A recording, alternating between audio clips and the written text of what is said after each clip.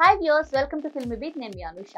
ఒక సినిమాకి సంబంధించి ఎన్ని అప్డేట్స్ చెప్పుకున్నా బిహైండ్ ద సీన్స్ ఏం జరిగింది, అసలు షూటింగ్ లో ఎలాంటి సంఘటనలు చోటు చేసుకున్నాయి, నటీనటులు దర్శకుల మధ్య జరిగే సరదా సంభాషణలు, చిలిపి సన్నివేశాలంటే ఆసక్తి ప్రేక్షకులకు ఉండటం చాలా సహజం. అయితే సినీ రంగం అంటే తారల తలుకు వెలుకులే కాదు, ఎన్నో విషాదాలు కూడా ఉంటాయి. అప్పటి వరకు ఓ వెలుగు వెలిగిన వారు ఒక్కసారిగా డౌన్ అయిపోతూ ఉంటారు. ఒకప్పుడు తీరిక లేకుండా పనిచేస్తూ లక్షల రూపాయలు సంపాదించిన వారు ఆ తరువాత తినడానికి తిండి కూడా లేని దుర్భర పరిస్థితి దిగజారిపోతూ ఉంటారు. ఇలా ఎంతో మంది సినీ సెలబ్రిటీలు చివరి దశలో ఇబ్బందులు పడిన వారు ఉన్నారు, మనకు తెలుసు. అలాంటి వారిలో డాన్స్ మాస్టర్ సలీం కూడా ఒకరు.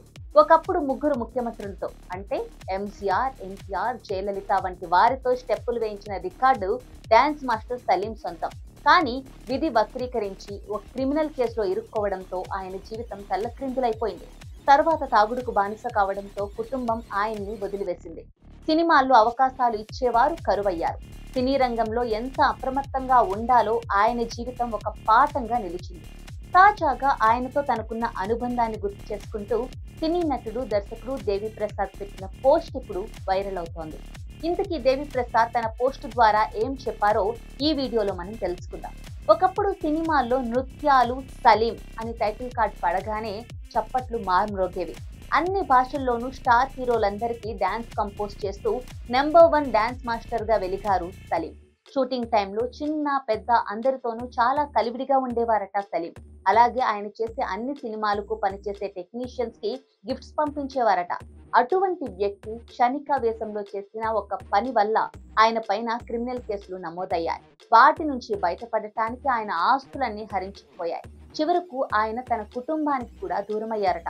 తర్వాత కొన్నాళ్లకు చెన్నై నుంచి హైదరాబాద్ కి షిఫ్ట్ అయిన సలీం ఎవరు ఇక్కడ పెద్దగా అవకాశాలు ఇవ్వడం లేదని దేవి ప్రసాద్ కి చెప్పారట.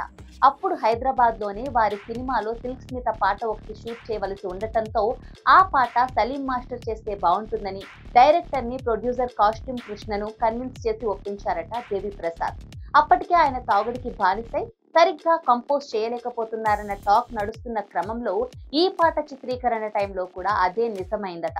పాట చిత్రీకరణ జరుగుతున్నప్పుడే సలీం బాగా తాగి పనిచేయటం వల్ల సిల్క్ స్మితని ఆయనేదో అన్నారని ఆమె అలగడం వల్ల పాట సంతృప్తిగా రాకపోవడం వల్ల దేవి ప్రసాద్ కి అక్షింతలు పడ్డాయని ఆయన తన పోస్ట్ లో తెలిపారు.